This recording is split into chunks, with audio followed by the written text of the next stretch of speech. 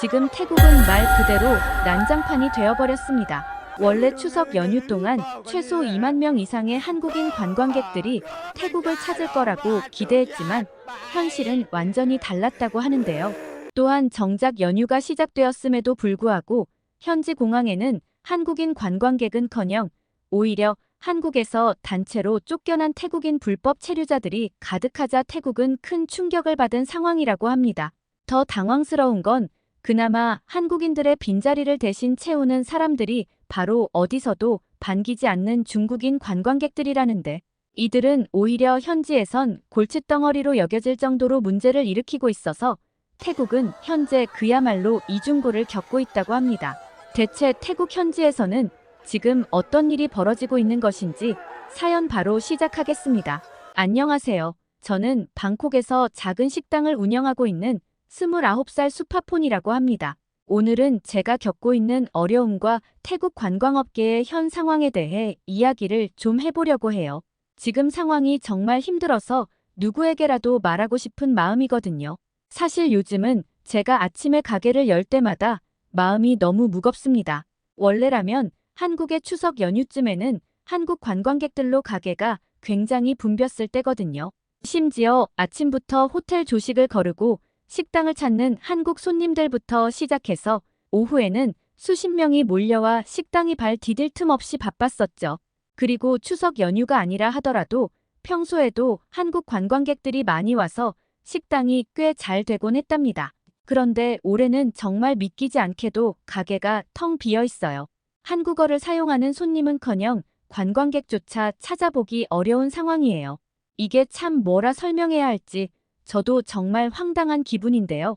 작년과 비교가 되어도 어떻게 이렇게 비교가 될 수 있을까요? 작년 이맘때 가게 안의 모습은 한국 관광객들로 북적이며 그들은 가게에서 셀카도 찍고 식사를 마친 뒤에도 후식 음료를 나눠 마시며 태국에서의 여행을 행복하게 즐기는 모습이었죠. 제가 메뉴에 적어둔 한국어 설명을 보고 웃으며 주문해주는 그 모습이 참 보기 좋았던 기억이 문득 떠오르는데요. 그때는 하루하루가 힘들어도 그만큼 기분 좋게 일할 수 있었어요. 그리고 그 덕에 수입도 좋아져서 저도 가족과 맛있는 음식을 사 먹고 부모님께 선물도 드릴 수 있었죠. 하지만 올해는 상황이 완전히 달라졌어요. 추석 연휴가 시작되었는데도 불구하고 한국 손님들은 한 명도 보이지 않는 거예요. 저는 정말 걱정이 많아졌죠. 솔직히 최근 몇 달 전부터 조금씩 한국인 관광객들의 발길이 줄어들기 시작한 것이 사실이지만 그래도 추석 연휴 기간에는 매년 그랬듯이 많은 한국 관광객들로 북적일 것을 기대했었거든요. 저는 추석 연휴 때마저도 이렇게 되니 이 가게를 계속 운영할 수 있을지조차도 확신을 할 수 없겠다는 생각이 들었어요. 그런데 상황이 왜 이렇게까지 됐는지 설명해드리자면 최근 태국과 한국 간에 심각한 갈등이 있었거든요. 문제는 태국인들의 한국 불법 체류자 문제로 시작됐어요. 한국 정부가 불법 체류를 막기 위해 태국인의 입국 심사를 아주 엄격하게 하기 시작했죠. 제가 알아본 바로는 한국 내 체류하는 태국인 중 78%가 불법 체류자라고 하더라고요. 78%면 한국에 돌아다니는 태국인 5명 중 4명이 불법 체류자고 1명만 합법 체류자라는 소리인데 아무리 같은 나라지만 심해도 너무 심하다는 생각이 들었죠. 게다가 규모조차 거의 15만 7천 명 정도가 불법으로 체류 중이라고 하는데 말이 15만 7천 명이지 이 숫자는 거의 작은 도시 하나의 인구와 맞먹을 정도로 어마어마한 규모죠. 저는 처음에 이 사실을 알고 너무나 놀랐어요. 그동안 한국에 각종 목적으로 입국한 뒤 불법으로 남아 일하는 사람들이 많다는 소문은 들었지만 이렇게까지 심각할 줄은 사실 저도 몰랐거든요. 진짜 좀 부끄럽더라고요. 그리고 그들은 건설업, 배달업, 농업, 제조업 등 분야를 가리지 않고 닥치는 대로 굳은 일들을 하고 있다고 들었어요. 그런데 어찌되었건 그들은 불법 체류자의 신분으로 몰래 숨어서 일을 하고 있었던 거였죠. 하여간 이런 이유로 한국이 입국 심사를 엄격히 하기 시작하면서 태국인들이 입국 심사에서 추방되는 일이 벌어지기 시작했고 이 갈등으로 인해 한국과 태국 간의 관계가 서서히 악화되기 시작했어요. 그 여파로 소셜미디어에는 한국인들이 태국인을 차별한다는 글이 삽시간에 퍼지기 시작했고, 이어서 한국 여행을 비난하는 글들이 넘쳐나면서 한국은 이제 갈 가치가 없다는 이야기가 퍼져나가기 시작했죠. 저는 정말 실감이 나지 않았어요. 불과 얼마 전까지만 해도 그렇게 한국을 좋아하던 사람들이 말이죠. 태국에서는 한국 여행 금지, 즉 밴코리아라는 해시태그가 온 인터넷상에서 유행하고 있었고, 그렇게 태국에서 한국으로 여행 가는 관광객 수가 대폭 줄어듦과 동시에 한국에서도 태국 관광을 꺼리는 분위기가 생기기 시작했죠. 저는 솔직히 처음에는 태국과 한국의 관계가 이렇게까지 악화될 줄은 몰랐어요. 처음에는 그저 불법 체류자 문제 때문에 몇몇 태국인들이 입국을 거부당하고 있다는 정도로만 알고 있었죠. 하지만 이제는 상황이 너무 심각하다는 걸 저는 알 것 같더라고요. 초반에 SNS에서 밴코리아 해시태그가 돌기 시작하면서 한국 여행을 가지 말자는 분위기가 확산될 때만 해도 이러한 보이콧 운동이 제 생업에 영향을 줄 것이라고까지는 상상도 하지 못했습니다. 그저 여느 때처럼 저렇게 SNS에서 반짝 시끄럽다가 말겠거니 했던 게 이제는 이렇게 서민들의 일상을 위협하고 여행협회 그리고 심지어 총리까지 나서서 이야기를 할 정도가 되어버린 것인데요. 사실 저는 이게 너무 답답해요. 어떻게 보면 몇몇 불법 체류자들 때문에 정직하게 살고 있는 사람들이 피해를 보고 있는 거거든요. 사실 몇몇이라고 하기에는 좀 많기는 하네요. 15만 7천 명이나 되니까요.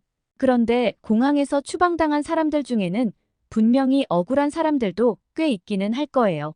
하지만 78%라는 높은 불체자 비율은 이러한 엄격한 조치를 취할 수밖에 없는 현실을 설명해주며 이에 대해 태국이 별다른 항변조차 할 수 없게 만드는 것 같더라고요.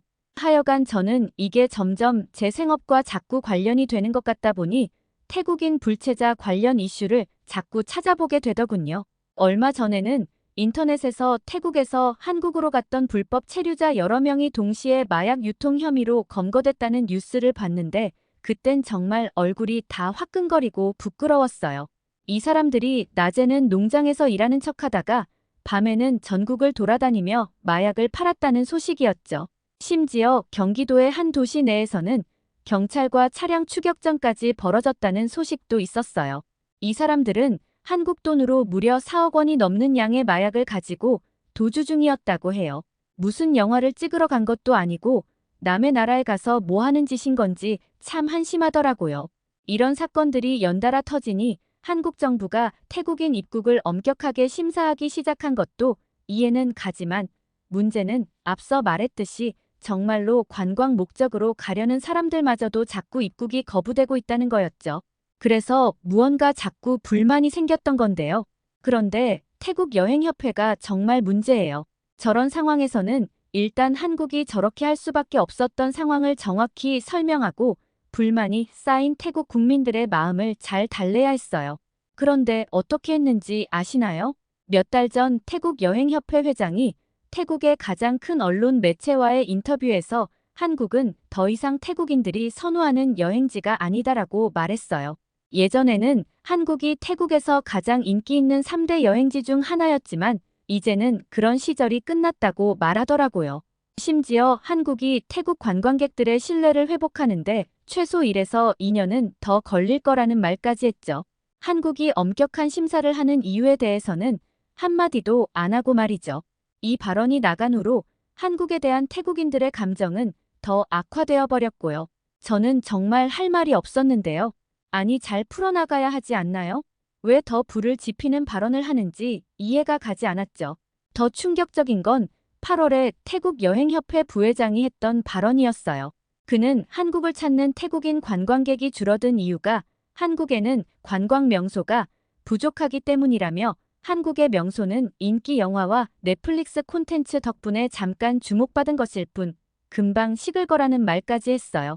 반면 중국과 일본은 명소가 더 많고 매력적이며 가격도 싸다며 한국을 노골적으로 깎아내렸죠. 누가 들어도 아예 대놓고 한국을 디스한 것이었는데요. 한국에 대해서 이렇게 무례한 발언을 하는 걸 보고 저는 일단 정말 실망스러울 따름이었어요. 솔직히 제가 아직 나이도 어린 편이고 해외여행 경험도 적어서 한국과 중국, 일본 모두 방문해 본 적이 없어서 직접적인 비교를 하지는 못하겠어요. 하지만 최소한 갈등을 해소해야 할 위치에 있는 사람들이 저런 식의 발언을 하는 것은 정말 좀 아닌 것 같다는 생각이 들더라고요. 그리고 저러니까 사람들도 덩달아 일본이 더 좋다면서 SNS에 마구 글을 올리더라고요. 그리고 얼마 전에는 또 어처구니 없는 소식을 접했어요. 태국의 유명 인플루언서 중 한 명이 한국 관광을 완전히 비난하면서 SNS에 한국은 이제 매력이 없다고 대놓고 얘기했더라고요. 한국에 가봤자 볼 게 없고 식상하다. 태국을 존중하지 않고 무시하는 나라에는 갈 필요가 없고 그런 나라에 돈을 쓸 필요도 없다. 한국이 그들의 오만한 태도를 고쳐먹지 않는다면 우리의 보이콧 운동은 계속될 것이라며 공개적으로 말하는데 그 글에 수천 명이 동조 댓글을 달고 있는 걸 보니 이렇게 감정적으로 들끓는 건 정말 좀 아닌 것 같다는 생각이 들었어요. 이런 식으로는 아무런 해결도 되지 않겠죠. 애초에 협회장이나 부회장 같은 윗사람들부터 저렇게 말을 하니 국민들이 부추김과 선동을 당해서 똑같이 저러는구나 싶더라고요. 저는 한국이 태국 관광산업에 얼마나 중요한지 잘 알고 있어요. 한국 드라마와 음악 덕분에 얼마나 많은 태국인들이 한국을 찾았는지 다들 아시잖아요. 사실 관광이라는 게 어느 한쪽만 영향을 주는 게 아니거든요. 어느 한 국가가 다른 국가를 많이 찾아가게 되면 자연스레 문화적 교류가 활발하게 이루어지면서 서로의 관광산업에 영향을 미치게 되고 두 나라의 관광산업이 서로에게 중요한 역할을 하게 될 수밖에 없거든요. 즉 태국에서 한국을 많이 찾아가게 되면 한국에도 자연스레 태국 홍보가 되면서 서로의 문화 교류가 이루어지는 거죠. 그러면서 한국도 태국을 방문하게 되고 그렇게 서로 긍정적인 상호 교류가 되어가야만 하는 건데요. 그런데 이런 식으로 태국 여행협회에서 한국을 비하하는 발언을 하는 걸 보면 저는 태국의 미래가 참 걱정되더라고요. 뭐 저런 수준의 인간들이 저런 자리에 올라가 있나 싶은 생각도 들었고요. 솔직히 어느 쪽의 손해일까요? 태국인들이 한국에 여행을 많이 가지 않는다고 해서 한국의 관광산업 혹은 경제가 그렇게 큰 타격을 입을까요? 저는 그렇게 생각하지는 않거든요. 그런데 그 반대는 어떨까요? 태국은 관광업이 망하면 끝장나는 나라거든요. 뒤늦게 결국 협회장이 공식 사과를 하긴 했지만 이미 돌이킬 수 없는 일이라고 생각해요. 한국과 태국의 관계는 점점 더 멀어져만 가고 그 피해는 고스란히 우리 같은 작은 사업자들이 받고 있죠. 한국이 없으면 태국 관광업은 큰 타격을 입을 거예요. 그런데 윗사람들이 문제를 해결하기는커녕 오히려 갈등을 부추기는 실망스러운 발언을 하니 우리 같은 사람들만 더 힘들어질 뿐이에요. 저는 하루에도 몇 번씩 한국과의 관계가 회복되기만 바라고 있고요. 하도 걱정이 되어서 잠도 안 오고 얼마 전엔 제가 자료를 좀 검색해봤더니 실제 한국과 태국 간의 관광 수치가 크게 변동한 모습을 보이고 있더군요. 조사 결과 한국인들의 태국 여행에 대한 부정적 인식이 지난해 30%대에서 올해는 무려 80%대로 급증한 것으로 나타났습니다. 즉, 태국 여행에 대한 부정적인 인식이 1년 만에 거의 2.5배 정도나 증가한 셈이었죠. 이러한 통계는 조사를 시작한 이래 가장 높은 수준을 기록한 것이고요. 사실 원래 태국 관광업계에서는 올해 한국인 관광객 수가 역대 최고인 200만 명을 넘을 것으로 기대했으며 한국의 추석 연휴 동안에는 최소 2만 명 이상의 한국인들이 태국을 방문할 것으로 예상했었습니다. 그러나 현실은 기대와 크게 달랐죠. 추석 연휴가 다가왔지만 한국인 관광객의 수는 거의 찾아볼 수 없을 정도로 줄었고 실제 연휴 기간 동안 관광객 수는 전년도와 비교할 수 없을 만큼 크게 감소했습니다. 이로 인해 여행 상품이 취소되고 한국 여행사에서 일방적으로 계약 해지를 통보하는 사례도 속출하게 되었죠. 완전히 기대는 엇나가게 되었고 태국은 지금 예상과 정반대의 상황을 맞이하고 있는 중이에요. 이렇듯 현재 태국 관광업계는 심각한 타격을 받고 있으며 전체 관광업계가 무너지고 있는 상황입니다. 그나마 중국인 관광객들은 줄어든 건 아니라서 어느 정도 버티고는 있지만 사실 이들에 대한 평가는 엇갈립니다. 중국인 관광객들은 한국인 관광객들에 비해 예의가 부족하고 민폐를 끼치는 경우가 많아 현지에서 골칫덩어리로 여겨지기도 하거든요. 이들은 앞서 말했듯 실제로 돈을 쓰는데 인색하고 환불을 해달라고 억지를 부린다거나 주의를 소란스럽게 해서 주변 손님들에게 민폐를 끼쳐 오히려 가게 영업에 방해가 되는 경우도 빈번해 업주 입장에서는 큰 스트레스가 되기도 하거든요. 그래서 중국인 관광객들을 받아야 할지 말아야 할지 고민되는 상황도 자주 생기지만 요즘 같은 때에는 상황이다 보니 생계를 위해 어쩔 수 없이 받아들일 수밖에 없는 게 현실이죠. 그리고 상황이 이렇게 심각한데도 태국 정부는 여전히 별다른 대책을 세우지 않고 있어요. 오히려 일부 정치인들은 한국을 비난하며 한국 관광객 없이도 우리는 잘 살 수 있다는 식의 발언을 하기도 하고요. 솔직히 그런 말을 들으면 현실을 하나도 모르는 것 같아서 화가 나기도 하지만 한편으론 그 말이 정말 사실이라면 좋겠다는 생각도 들죠. 근데 현실은 전혀 그렇지 않잖아요. 우리가 지금 얼마나 한국 관광객들에게 의존하고 있는지를 잘 모르고 있는 것 같아서 답답할 따름이에요. 태국의 주요 관광지들이 거의 한국인들 덕분에 살아났던 곳인데 그걸 왜 이렇게 쉽게 무너뜨리려는 걸까요? 제가 운영하는 식당뿐만 아니라 주변 사장님들 모두 최근 한국 손님들이 뚝 끊겼어요. 그전까지는 한국인들이 단체로 와서 예약도 많이 하고 메뉴도 다양하게 시켜서 다들 매출이 꽤 좋았는데 말이죠.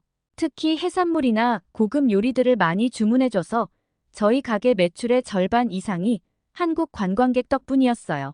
그런데 요즘은 정말 거의 찾아볼 수가 없죠. 한국어로 적힌 메뉴판이 무색할 정도로 한국 손님들은 자취를 감췄고 중국 관광객들이 좀 있기는 하지만 솔직히 매출이 예전과 비교되지가 않아서 너무 힘드네요. 중국 관광객들은 주로 저렴한 메뉴를 선호하는 데다 심지어 음식에 쓸데없는 트집을 잡고 환불을 요구하는 경우도 많아서 오히려 스트레스는 더 늘어났어요. 얼마 전에는 정말 황당한 일이 있었죠. 중국인 관광객들이 단체로 와서 웬일로 고급 메뉴를 주문했는데 아니나 다를까 먹고 난 후에 음식이 마음에 안 든다며 전부 환불을 요구하는 겁니다. 말도 안 되는 요구였지만 가게 입장에서는 큰 소리로 난동을 피우고 주변 손님들에게까지 피해를 줄까봐 결국 절반 정도 환불을 해줘야 했죠. 그때 정말 무력감을 느꼈어요. 그 사람들에겐 논리적인 말이라는 게 통하지 않는다는 걸 깨달았죠. 예전에는 이런 일이 거의 없었는데 이제는 이런 손님들까지 상대하느라 하루하루가 힘들기만 합니다. 그리고 더 걱정되는 건 제 식당이 이렇게 힘들어지면 저뿐만 아니라 제 동생들 그리고 제 부모님까지 영향을 받는다는 거예요. 제 부모님은 이제 몸이 편찮으셔서 일을 못하시고 제 동생들은 아직 대학생이거든요. 저 혼자서 집안의 생계를 책임지고 있는데 요즘같이 매출이 떨어지다 보니 정말 막막한 마음이 들죠.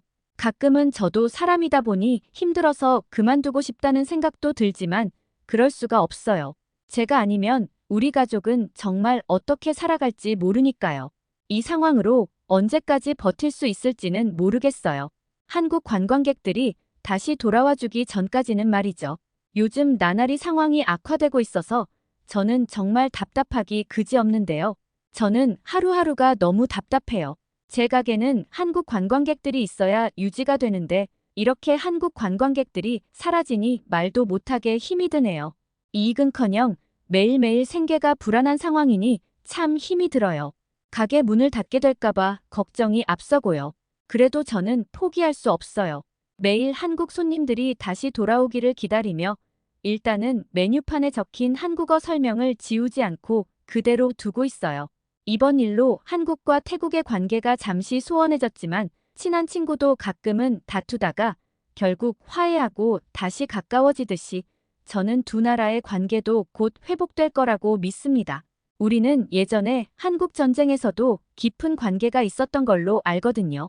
그 정도의 깊은 관계라면 이 정도의 다툼 정도는 금세 치유될 거라고 저는 믿는답니다. 또 한국과 태국은 관광에서도 서로에게 중요한 존재니까요. 양국은 오랜 기간 서로의 국가를 항상 굉장히 많이 방문해온 국가였습니다. 저는 우리 관계가 곧 회복될 것이라 믿어 의심치 않습니다. 무엇보다도 최근 일부 태국인들의 SNS에서의 부적절한 행동으로 인해 한국 분들께 상처와 불편을 드렸을 것을 생각하면 마음이 아픕니다. 이 자리를 빌려 제가 진심으로 사과드리고 싶습니다. 그리고 모든 태국인들이 그런 행동을 하는 건 아니라는 점도 꼭 이해해 주셨으면 합니다. 언젠가는 다시 한국 손님들이 이곳에 와서 즐거운 시간을 보낼 수 있겠지. 저는 그렇게 희망을 품으며 오늘도 가게 문을 연답니다. 죄 없는 서민들을 위해 하루빨리 정치인들이 무언가 대책을 좀 마련해 주기를 바랍니다. 한국은 정말 모든 게 놀라운데요. 여기 이태리에서 한국 여행을 온 여성이 있습니다. 이 여성은 친구를 보러 한국에 왔다가 생각지도 못한 놀라운 경험들을 겪고 돌아간 뒤 이제는 아예 한국에서 눌러 살까도 고민 중이라고 하는데요. 대체 이 여성은 한국에서 무슨 일을 겪었던 것인지 사연 바로 들어보겠습니다. 안녕하세요. 저는 이탈리아 로마에 살고 있는 22살 파울라입니다. 저는 얼마 전 한국에 다녀왔는데요. 많은 것들을 보고 느끼면서 한국에 정말 푹 빠져버렸답니다. 그때의 기억과 생각들을 기록해두면 평생토록 좋은 추억으로 남을 것 같아 이렇게 글을 쓰게 되었습니다. 제가 한국에서 약 1주간 제대로 경험하고 올 수 있었던 것은 어릴 적 한국으로 이민 가서 이제는 한국인으로 살고 있는 친구 루치아 덕분인데요.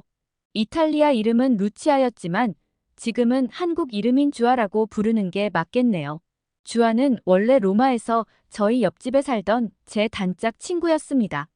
부모님들께서도 서로 굉장히 친하셨고요. 저희는 주아가 초등학교 입학할 무렵이 되던 해 주아네 가족이 이민을 가기 전까지 아기 때부터 정말 친자매처럼 지냈어요. 떠나게 되었을 당시에는 서로 울며불며 헤어지기 싫어서 저와 주아는 몰래 동네에 있는 저희 아지트 같은 곳에 숨어 있기도 했답니다. 그러다 결국 부모님께 걸려서 된통 혼나긴 했지만요. 지금 생각하면 그때 그랬었지 하며 크게 웃지만 당시 주아 부모님은 엄청 놀라셨고 저희는 정말 많이 혼이 났었죠. 왜냐하면 이탈리아에서는 납치 사건이 꽤 빈번했기 때문에 갑자기 아이가 사라졌으니 정말 납치라도 당한 줄 알고 큰 소동이 벌어졌었거든요. 아무튼 그런 해프닝을 뒤로 한 채 그렇게 제 단짝 친구는 한국으로 떠나가 버렸고 주아가 한국에 가 있다 보니 저도 자연스레 한국에 대해 관심이 생기게 되었답니다.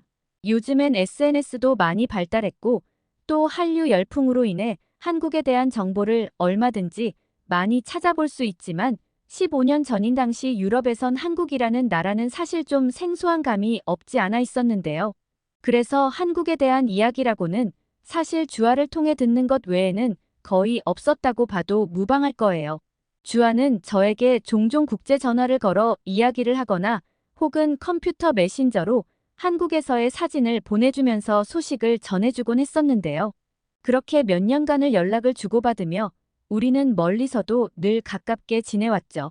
그렇게 시간은 흘렀고 저희가 중학생이 된 어느 날 하루는 대낮에 저에게 국제전화가 한 통 걸려왔어요. 저는 잠깐 점심을 먹고 쉬고 있던 중이었는데 주아에게 전화가 온 것이었죠. 그런데 이탈리아와 한국은 7시간의 시차가 나거든요. 당시 시간이 이탈리아 시간으로 오후 2시 정도 되었을 거예요. 그러니까 한국 시간으로는 밤 9시 정도의 늦은 시간이었던 거죠. 저는 하도 주아와 자주 연락을 하다 보니 이탈리아에서 이 시간쯤이면 한국에서는 몇 시 정도겠구나 하는 감이 있었고 주아가 밤에 자기 전에 잠깐 전화를 걸었나 보다 생각하며 전화를 받았죠. 그런데 저는 깜짝 놀라고 말았습니다. 주아가 동네 공원에서 혼자 산책을 하다가 갑자기 제 생각이 나서 전화를 걸어봤다는 게 아니겠어요? 저는 지금 뭐 하는 거냐며 빨리 들어가라고 소리를 쳤죠. 이탈리아에서는 밤 늦은 시간에 혼자서 공원을 산책한다는 것은 상상조차 할 수 없거든요. 더군다나 성인도 아닌 어린 여학생이라면 더더욱 말이에요. 사실 이탈리아는 유럽 국가 중에서도 치안이 좋지 못한 편입니다. 범죄 조직인 마피아가 이탈리아에서부터 시작되었다는 건 다들 아실 테고 소매치기나 강도, 그리고 심지어 납치까지도 꽤 빈번히 일어나는 곳이 이탈리아거든요. 그렇다 보니 어린 여자가 밤에 혼자서 어딜 나간다는 건 있을 수 없는 일인데 주아가 혼자 공원 같은 으슥한 곳에서 산책을 하고 있다고 하니 깜짝 놀랄 수밖에 없었던 거죠. 저는 걱정되니까 얼른 들어가라고 계속 말했지만 주아는 한국에서는 괜찮다며 정말 대수롭지 않게 말을 하더라고요. 그리고 이후에도 주아는 그렇게 밤에 혼자 산책을 하며 종종 저에게 전화를 걸어오곤 했답니다.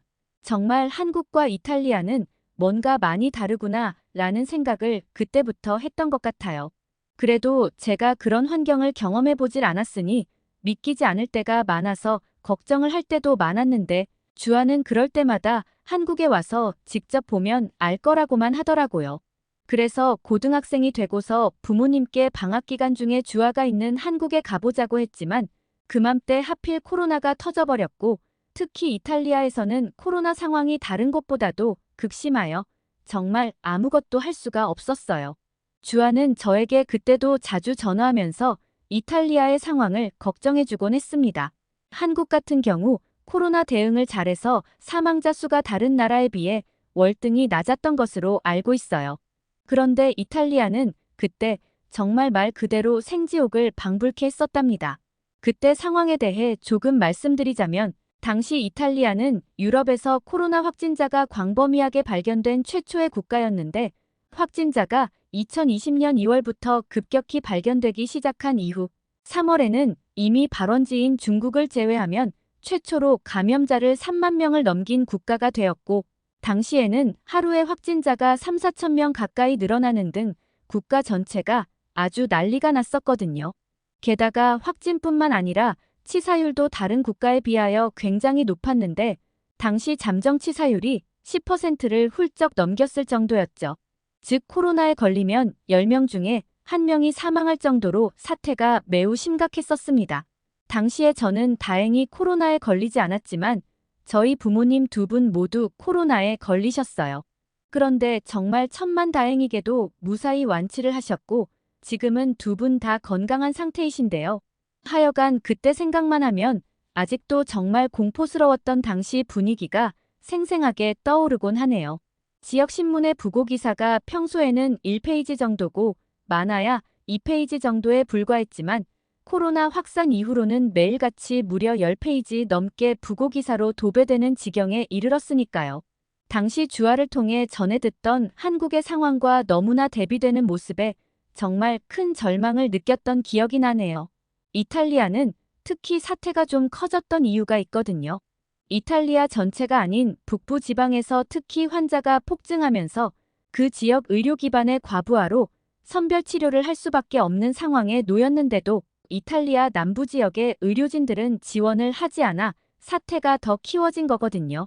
그런데 한국은 대구라는 도시에 환자가 집중될 때 타 지역 의료진들이 발벗고 지원을 나가면서 사태가 커지는 걸 최대한 막았다고 하더라고요. 사실 이는 바로 이탈리아에 깊게 남아있는 남북간 지역주의 때문이기도 한데 아무튼 이야기를 하다 보니 코로나 얘기가 좀 길어져 버렸네요. 주아가 살고 있는 한국 상황도 생생히 들었던 저로서는 당시 한국의 발빠르고 훌륭한 대처가 여전히 인상 깊게 남아있어요. 하여간 그렇게 저는 주아에게 코로나가 끝나면 꼭 한국 가겠다는 기약 없는 약속을 하고 코로나 때문에 집에 있는 시간이 많을 때를 이용해 한국어 공부도 틈틈이 해보기 시작했었는데요. 한글은 되게 아기자기한 것이 공부가 나름 재미있더라고요. 그렇게 몇 년이 지나자 끝나지 않을 것만 같았던 코로나도 점차 수그러들었고 저는 성인이 되어 대학교에 입학하게 되었어요. 주아 또한 대학생이 되어 한국에서 학교를 다니고 있었죠. 그리고 저희는 여느 때처럼 연락을 주고받으면서 제가 한국에 언제 갈 건지에 대한 이야기도 본격적으로 나누기 시작했어요. 그렇게 저희는 대학교 방학 시즌에 맞추어 여름에 만나기로 했고 드디어 저는 설레는 마음과 함께 한국행 비행기에 오르게 되었습니다. 인천공항에는 주아가 마중 나와 있었고 15년 만에 만난 저희는 너무 반가워서 얼싸안으며 공항에서 아주 난리를 쳤던 것 같아요. 다른 사람들이 이상하게 볼 정도로 말이에요. 주아와 저는 15년 만에 본 사이였지만 그간 연락을 꾸준히 해왔던 탓인지 하나도 어색하지 않고 마치 며칠 전에 봤던 사이처럼 편안했어요. 그리고 SNS를 통해 서로의 사진을 공유해왔기 때문에 얼굴도 낯설지 않았고요. 물론 사진으로 보는 것과 실제로 보는 것은 확실히 느낌이 다르긴 했지만 말이에요. 아무튼 우리는 공항 안에서 격하게 인사를 나눈 뒤 이제 서울로 이동을 하려 했는데요. 주아는 공항에 올 때 저와 편하게 이동하기 위해 잠깐 아빠의 차를 빌려서 왔다고 하더라고요. 주아의 세심한 배려에 큰 고마움을 느꼈고 저는 편하게 주아의 집까지 차를 타고 이동할 수 있었습니다. 그렇게 차를 타고 수다를 떨면서 가다 보니 금세 주아의 집에 도착할 수 있었어요. 집에 도착하니 주아 부모님이 계셨고 저를 보자 못 본 사이에 이렇게나 컸냐며 엄청 격하게 반겨주셨고 마치 친부모님처럼 저를 따뜻하게 대해주셨어요. 저도 어릴 적 보던 주안의 부모님의 모습이 어렴풋이 떠오르며 무척 반가워 저도 모르게 포옹을 하게 되더라고요. 그런데 한편으로는 예전에 비하여 세월의 흐름이 느껴지는 주아 부모님의 모습에 약간 마음이 뭉클해지기도 하고 그랬답니다. 아무튼 우리들 모두는 간만에 안부를 주고받으며 즐겁게 대화를 나누다가 저는 주아와 함께 밖으로 나가 본격적으로 한국 구경을 하기 시작했어요. 우선 배가 고팠기 때문에 주아가 점 찍어뒀다는 맛집으로 가기로 했죠. 집에서 거리가 좀 있기 때문에 지하철을 타고 조금 이동해야 한다고 했습니다. 지하철역은 주아 집에서 그리 멀지 않은 곳에 위치해 있었고 조금만 걸으니 곧 도착할 수 있었어요. 그리고 지하철역을 내려가 봤는데 이탈리아의 지하철과는 굉장히 다른 모습에 크게 놀라게 되었는데요. 역사 내가 굉장히 깨끗했고 화장실과 편의점, 심지어 책을 대여해주는 곳도 있는 모습이 굉장히 신기했습니다. 제가 사는 로마는 이탈리아의 수도이지만 한국의 지하철에 비해 상태가 너무 안 좋거든요. 지하철 분위기가 어두컴컴하고 지저분한 것은 물론이고 냄새가 많이 나는 노숙자들도 자주 마주칠 수 있는 곳이 이탈리아의 지하철이랍니다. 또한 이탈리아 지하철의 경우 여전히 역내에서 흡연을 하는 사람들이 많고 꽁초 또한 아무 곳에나 버려두어 미관상 보기 좋지 않을 때가 많은데 한국의 지하철은 이탈리아에 비해 굉장히 깨끗하고 깔끔하다는 느낌을 주었죠. 이탈리아는 지하철 청소가 자주 이루어지지 않기 때문에 심지어 벽에 기대거나 만졌을 때 까맣게 먼지가 묻어 나오는 게 당연할 정도예요. 게다가 전동차들은 그래피티 범벅이랍니다. 그리고 일단 더러운 건 둘째치고 도시 규모에 비해 지하철의 규모가 너무 작아요. 규모가 비슷한 유럽의 수도인 런던이나 파리, 베를린은 말할 것도 없고 하다못해 한국의 부산보다도 노선 수라든가 총 연장이 짧은 걸로 압니다. 뭐 근데 어차피 저는 지하철이 음침해서 평소에 자주 이용하지도 않았으니 딱히 상관이 없긴 하네요. 아무튼 한국의 서울은 지하철 노선이 이태리보다 훨씬 많은데 관리까지 잘 되어 있고 각종 편의 시설들도 갖춘 모습이라 정말 부럽기도 하고 많이 신기했어요. 아, 그리고 제가 정말 너무 마음에 들었던 것은 지하철의 화장실이었어요. 여자들은 화장실 갈 일도 많고 화장실에서 화장을 고칠 일도 많잖아요. 이태리 지하철에는 화장실이 있는 곳을 찾아보기 힘들고 설령 있다고 해도 관리도 잘 안 되어 있어서 얼른 볼일만 후딱 보고 나오고 싶은 마음이 드는 공간인데 한국의 화장실은 정말 너무 깨끗해서 깜짝 놀랐습니다. 심지어 무료인데도 말이죠. 게다가 화장실에서 화장을 고칠 수 있게끔 공간이 마련되어 있는 것도 정말 좋았는데 사소한 부분에서도 시민들을 위한 배려가 엄청 뛰어난 나라라는 게 느껴졌어요. 화장실을 이용하고 나온 뒤 주아는 저를 이끌고 지하철 플랫폼으로 내려갔고 그곳에서는 이탈리아에선 보기 힘든 스크린도어라는 것을 볼 수 있었죠. 그리고 제가 또 놀란 것은 바로 플랫폼에 있는 행선 안내기였는데요. 이탈리아에서는 지하철이 언제 오는지, 어디로 향하는 지하철인지 등을 확인할 수가 없어서 무작정 기다려야 하지만 한국은 몇 분 후에 지하철이 도착하는지, 탑승해야 하는 지하철이 어디에서 오고 있고, 현재 위치는 어디인지 등이 모두 표시되고 있었는데 굉장히 편리하다고 느꼈습니다. 이런 시스템도 사실 없이 이용할 땐 모르겠지만 한번 경험하고 나면 나중에는 없을 경우 불편함이 매우 클 것 같다는 생각이 들더라고요. 정말 지하철만 본다면 한국이 이탈리아보다 훨씬 선진국처럼 느껴졌어요. 그렇게 감탄하고 있던 중 어떤 음악이 들려왔는데 산뜻하고 경쾌한 음악이 나오면서 지하철이 곧 도착한다는 안내방송이 나오더군요. 그런 음악을 들으니 타기도 전부터 기분이 밝아지더라고요. 저희는 그렇게 지하철을 탔고 지하철 안은 굉장히 시원했습니다. 여름이어서 날씨가 꽤 더웠는데 저에게는 온도가 딱 좋았습니다. 주아 말로는 한국의 지하철에서는 추위를 못 견디는 사람을 위해 양냉방칸을 운영하고 있다고 했고 지금 우리가 탄 곳이 양냉방칸이라고 말해주더라고요. 저는 이 양냉방칸의 온도도 충분히 시원하다고 느껴졌고 딱 괜찮았는데 여기서 에어컨을 더 강하게 틀어주는 일반 칸으로 가면 좀 추울 것 같더라고요. 한여름의 추위를 느끼면서 이동하는 지하철이라니 그런 건 이탈리아에선 결코 상상할 수 없죠. 아무튼 각자 맞는 칸에 탑승할 수 있도록 온도에 따라 칸을 나누어 놓은 이러한 점들 또한 시민들을 위한 세심한 배려라는 게 잘 느껴졌어요. 그리고 또 한국 지하철을 타면서 놀라웠던 점이 있는데요.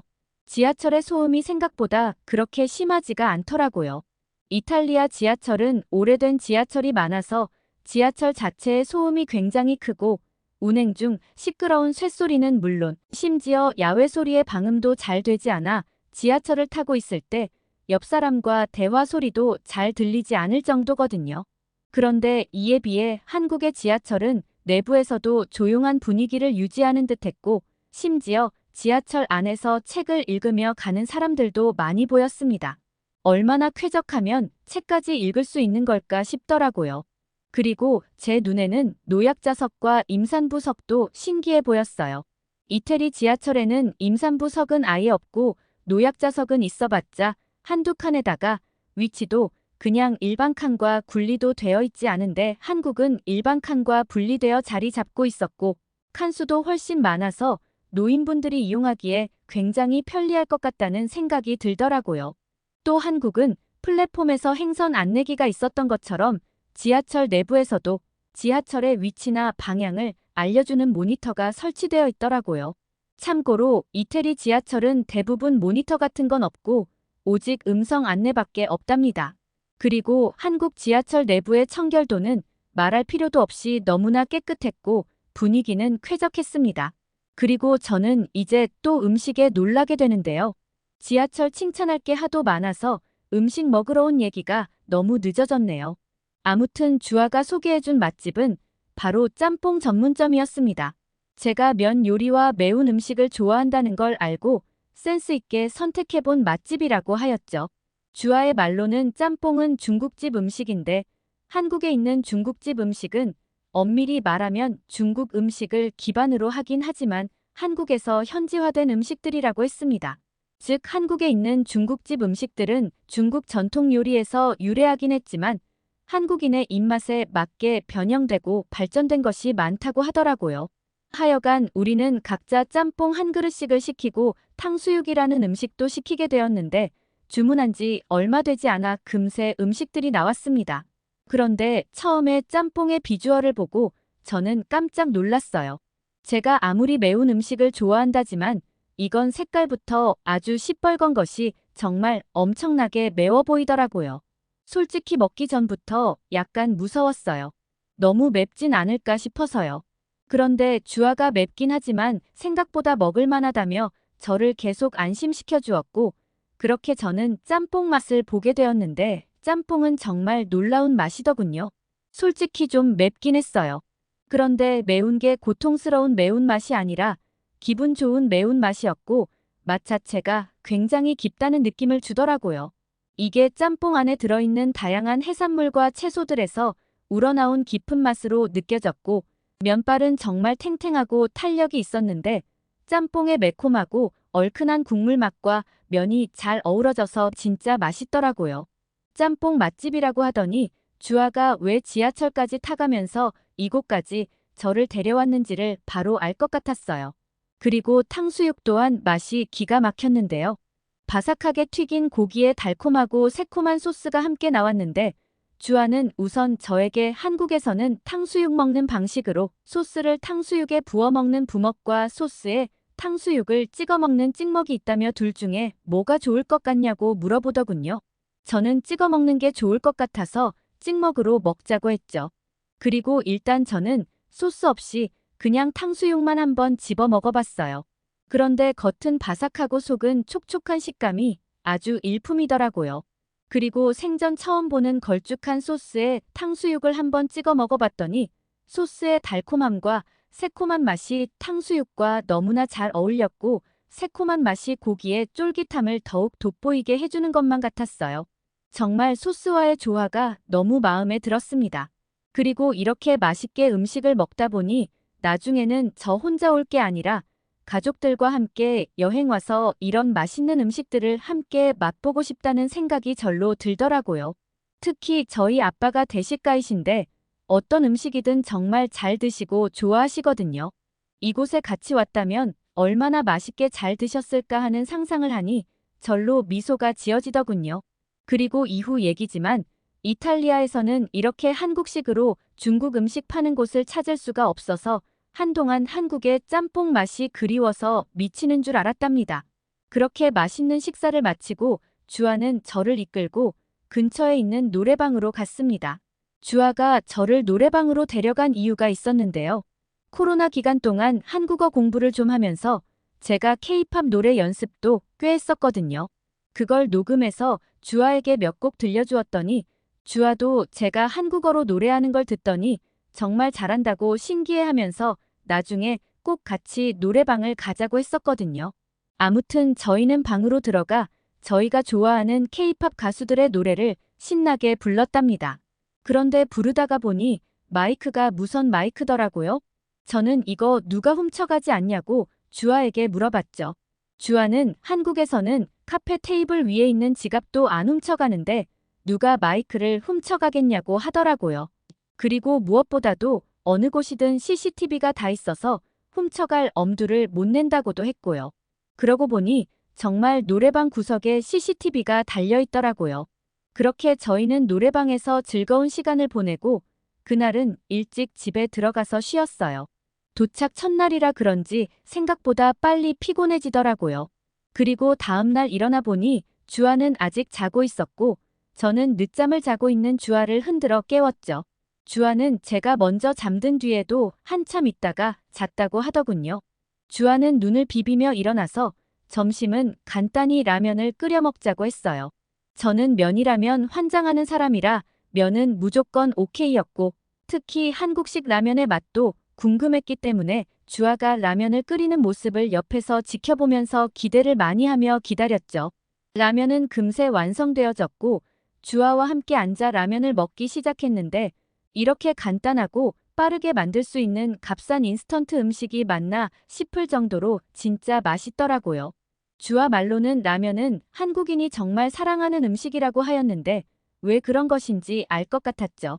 그리고 주아가 꺼내준 김치와의 조합도 정말 좋았고 진짜 너무 맛있어서 밥까지 말아서 배부르게 먹었어요. 다이어트를 해야 하는데 한국 와서 음식이 다 맛있는 바람에 얼마나 먹은지 모르겠어요. 아무튼 라면은 어제 먹었던 짬뽕의 매운 맛과는 또 다른 매력이 있었고 이 두 가지 음식은 제가 이태리 돌아와서도 가장 생각났던 음식들이랍니다. 매운 음식을 좋아하다 보니 자꾸 그 얼큰했던 맛이 땡기고 생각이 나더라고요. 하여간 그렇게 저는 주아와 함께 한국에서 약 1주간의 시간을 함께 지내며 남산도 가보고 경복궁도 가보고 홍대도 가보고 정말 많은 곳들을 다녀보았어요. 삼겹살, 비빔밥, 분식 등 다양한 한국의 음식들도 먹어보았고요. 정말 잊지 못할 행복한 시간들이었던 것 같습니다. 아쉽게도 제가 이태리로 돌아가야 하는 날은 금세 다가왔고 주아와는 다음을 기약하며 눈물의 작별 인사를 나누고서 저는 그렇게 이태리행 비행기에 오르게 되었는데요. 한국에 다녀온 뒤 이태리에서 저는 주아도 물론 보고 싶었지만 무엇보다도 한국이란 나라에 대한 그리움이 미친 듯이 밀려오는 듯했고 결국 나중에 나도 주아처럼 한국에 가서 살아볼까 하는 고민도 정말 진지하게 하고 있답니다. 인프라면 인프라, 음식이면 음식, 문화면 문화, 치안이면 치안. 그 모든 것이 제 기준에서 이태리보다 뛰어나다고 느꼈고 또 주아와 함께라면 타지에서의 어려움도 잘 극복해낼 수 있을 것 같거든요. 아직까지는 모든 게 결정된 건 아니지만 제가 만약 정말로 한국에 가게 된다면 여러분들께서도 많은 응원 부탁드릴게요. 오늘 제 사연 들어주셔서 감사드립니다. 늘 건강하시고 행복하세요. 오늘 이탈리아 여성 파올라 씨의 사연 재밌게 들으셨나요? 한국의 많은 매력을 느낀 파올라 씨가 가까운 미래에 주아 씨가 있는 한국에 와서 정말 살게 된다면 참 좋을 것 같네요. 오늘 사연을 재밌게 들으셨다면 구독과 좋아요, 그리고 알림 설정 부탁드리며 끝까지 시청해 주셔서 감사합니다.